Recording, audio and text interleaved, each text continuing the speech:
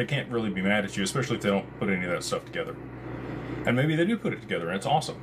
So all that being said, the financial committee stays within the guidelines of the lanes that you set forth as the matriarch or patriarch. You might say, I'm going to invest in real estate, private equity, and crypto. Like, those are my lanes. I'm going to hire people that are competent in those areas, that have the background and expertise in order to be able to make those investments on my behalf. And I'm going to limit them to $5,000 at a maximum across the board for any investment. I kind of like Kevin O'Leary and the way that he structures his family office and investment thesis. No more than 20% of his total portfolio can be in one asset class, and no more than 5% of his total portfolio can be in one specific investment.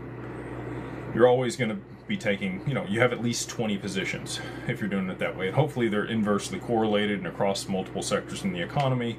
And that way you're maintaining your wealth over the long term, because it's about wealth preservation on the other side of price appreciation, not wealth generation like a lot of us are looking for now. So all that being said, you set those lanes, whatever those might be for your financial committee. If they're going to make investments outside of those lanes, they will bring that to the family board. Your family board should probably have, somewhere between the lowest amount, 3 people, highest end, probably 9 people. You want it to be an odd number so that when you vote, there's an actual winner and you can make decisions. I most often see families choosing somewhere between 5 and 7 people on their family board. Now, so let's say, what would be outside the parameters? Well, if an investment was over $10 million or $5 million, whatever you said is the threshold, they've got to bring that for vote.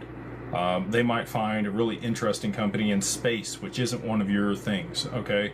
And so because it's outside those parameters, they bring it to the family committee in order to vote.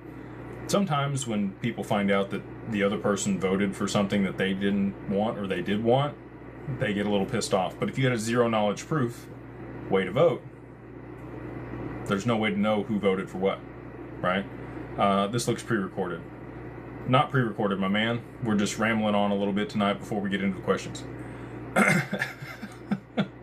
So, that's one piece. And then also, hopefully you guys, have some vacation homes and some nice things, right? And if that's the case and you have, call it, you have 2 kids, they each have 2 kids, by the 3rd or 4th generation, you might have 10, 20 people all using the same different vacation homes and different assets that the family has. Well, if you're all issued a certain number of credits at the beginning of the year, and then you have to basically bid for certain dates on the calendar to be able to use said assets